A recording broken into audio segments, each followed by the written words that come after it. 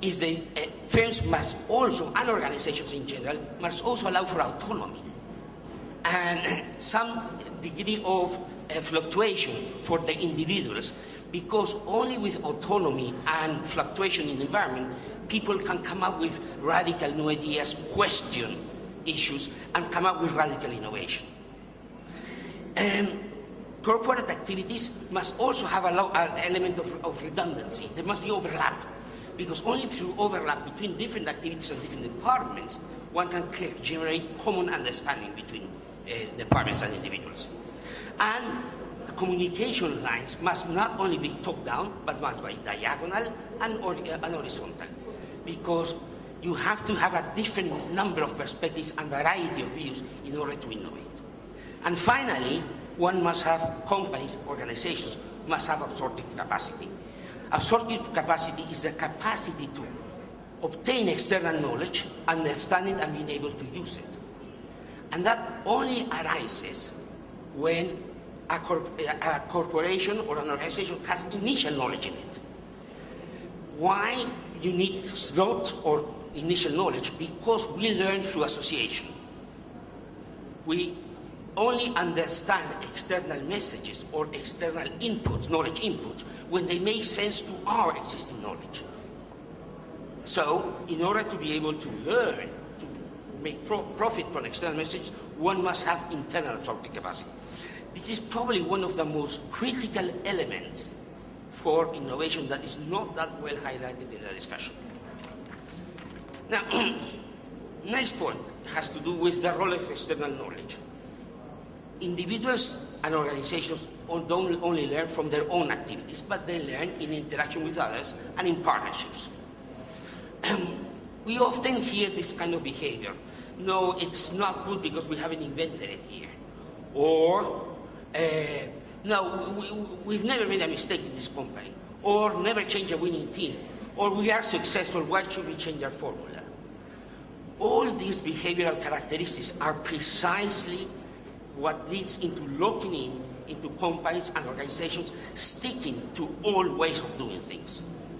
External knowledge is critically important because and partnerships, knowledge partnerships are critically important because they give us a much wider pool of knowledge on which to tap from. They bring us diverse, deeper knowledge into our organizations. It provides tacit experiential knowledge that is normally not available in our organization. Also problem-solving knowledge that is not available with us. And finally, it allows us to access much wider network of companies. What is the driver of external knowledge and external communication? The main driver is communication. Because of division of labor and specialization, companies generate cognitive distances. They separate from each other in terms of knowledge. Good communication brings them back, brings companies, brings interaction into companies. It leads into advanced thinking because we generate a common pool of understanding, a common language that allows to communicate. It also allows for coordination because through communication, companies build trust on each other and can innovate. And thirdly, it allows to generate much wider networks of expertise because one company has one expertise, another company has an expertise, third company has an expertise. The overall network is much wider. So, what role for UNIDO? And we believe strongly in UNIDO that there are two areas where we have to work on in terms of knowledge generation. The first one is absorptive capacity. And here at UNIDO we have developed the Strategic Industrial Intelligence Program, which essentially is a program that generates absorptive capacity in the context of partnerships, private partnerships. The program essentially has two stages. A first stage is where we evaluate the capacity to generate knowledge in organizations, and once that is assessed, we move on and we address specific strategic issues on which we generate information, we generate data, and we identify the knowledge gaps and how to fill them. The program includes 3 activities, essentially. One is facilitation or identification of knowledge partners. Secondly, it establishes a governance mechanisms to deal with partnerships. And thirdly, it adds training and capacity building. The other, and I finish here.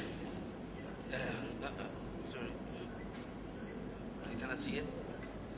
The other program that we have is one that we're starting with the government of Kazakhstan, and this is the UNIDO Center for Industrial Modernization and Cooperation in Eurasian countries. This is modeled on the UNIDO's experience on investment technology promotion offices, which are essentially business facilitators and bringing together investors and recipients of investment. We have offices all over the world doing this. We have taken it a step further in Kazakhstan. We are trying to become knowledge brokers and technology brokers in this case. And in the case of the center that we are developing in Kazakhstan, we're trying to develop knowledge and partnerships that bring into the partnership environmentally friendly technologies and knowledge. Secondly, brings together and liaises SMEs. Thirdly, focuses on food security. And we have a program in Russia, for example, with Metro, in Russia, in a pilot project that we're going to roll over here in Kazakhstan too. And finally, we're trying to develop partnerships, innovative alliances between companies in the European Union and companies in Kazakhstan, specifically through technology and technology parks. Thank you very much. Which is a large organization in Turkey for promoting, developing, organizing, conducting, and coordinating science, technology, and innovation in Turkey. We do this by funding programs outside TÜBİTAK, advising the government for policy issues, and running our own institutions for almost 50 years now. But during the last 5-6 years, there has been a major development, particularly starting with the support of the government, because science, technology, and innovation was taken as a key instrument in finding solutions for problems, social, environmental, economic, and others. In year 2002, the picture was not very encouraging.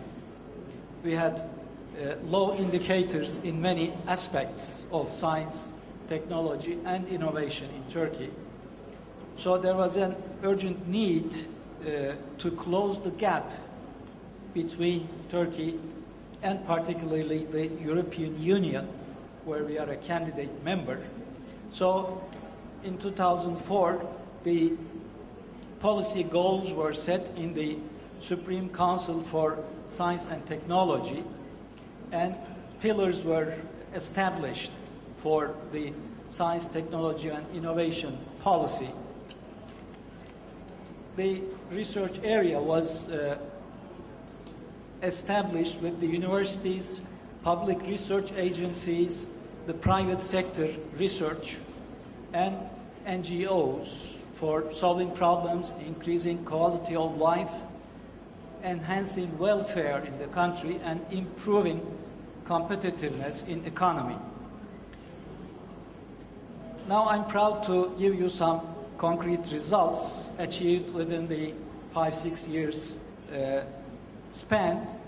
The research and development expenditures of the country, not the government only, but the whole country, has improved almost 3 times in this 7-year period.